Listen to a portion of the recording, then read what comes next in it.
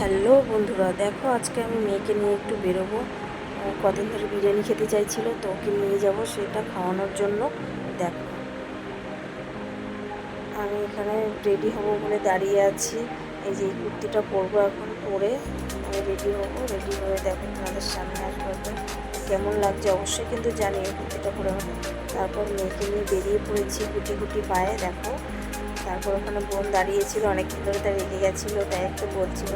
তারপর ওকে নিয়ে সেটা চলে গেলাম আমি একটা গিফটের দোকানে। সেখানে গিয়ে দেখো কী নিই কী না নিই সেটা দেখাবো তোমাদেরকে। এবার ভেবেই পারছিলাম না। তারপর শেষমেশ কফি মগ নিলাম আমি একটা, নিয়ে ওখান থেকে কিন্তু দুজনে বদমাশি করছিল, পেন নিয়ে টানাটানি করছিল। তো দিয়ে বললাম তোরা দুজন পেন নে দুটো, তো নিল ওরা দুজনে পেনটা প্যাকিং করে নিয়ে আমরা ওখান থেকে বেরিয়ে পড়েছি। দেখো দুজনে এত বদমাশি করছিল, ভাইকে রাগানোর জন্য এরকম করছিল বারবার। তারপর বদমাশি করতে করতে কিন্তু বন্ধুরা আমরা কিন্তু পৌঁছে গেছি বিরিয়ানির দোকানে। দেখো ওখানে পৌঁছেও ও বদমাশি করেই যাচ্ছে। তারপর আমরা ভেতরে ঢুকে কিন্তু অলরেডি জায়গা নিয়ে বসেও পড়েছি। তারপর আমরা খাবারটাকে অর্ডার করে দিলাম। তারপর দুজনে বদমাশি করছিল, তো আমরা একটু ভিডিও নিয়ে নিলাম। তারপর খাবারটা কিন্তু আমাদের বন্ধুরা দিয়ে দিয়েছে।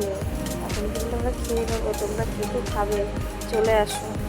বিরিয়ানি ছিল, চাউমিন ছিল, চিকেন চপ ছিল, আর ওটা ছিল পেপসি। তারপর আমরা কিন্তু খেয়ে নিয়েছি। আমার মেয়ে এত আস্তে আস্তে খায়, বাড়িতেও যা করে কোথাও গেলেও তাই করে। তো ও খাচ্ছিল ধীরে ধীরে। তারপর দেখো ওখান থেকে খেয়ে আমরা বাইরে বেরিয়ে আর একটা পেপসি নিলাম, নিয়ে খাবো। দেখো খাওয়াটা বেশি হয়ে গেছিলো, তো এই জন্য ভাবলাম একটা পেপসি নিয়ে নিই আর একটা। ও খাবারগুলোর জন্য করে করে দেখাচ্ছিলো পছন্দ। তারপর ওখান থেকে নিয়ে আমরা কিন্তু পেপসি খেতে খেতে আমরা কিন্তু অলরেডি পৌঁছে গেলাম সোনার দোকানে। সোনার দোকানে ঢুকে দেখো ওখান থেকে একটা জিনিস নেব।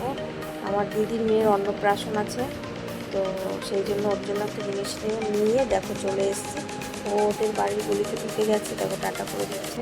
তারপর ওখান থেকে ওকে ছেড়ে দিয়ে আমরা যে বাড়ির নেমন্তন্নটা ছিল সেখানে। দেখো তখন রাত 10টা বাজে, তখন গেছি আমরা লেট করে ঘুরে ওদিক থেকে। তারপর থেকে এই গোলুমলুটাকে নিয়ে চটকাচ্ছিল মেয়ে, তো আমি একটু ভিডিও নিয়ে নিলাম। ও কিন্তু মাসিমণি হয়ে গেছে। তারপর ওখান থেকে খাওয়া দাওয়া সেরে দেখো বাড়ি এসে ফ্রেশ হয়ে তোমাদের সামনে চলে এসেছি। সোনার দোকান থেকে কী নিয়েছি সেটাই তোমাদের সাথে শেয়ার করব, সেই জন্য দেখাচ্ছি।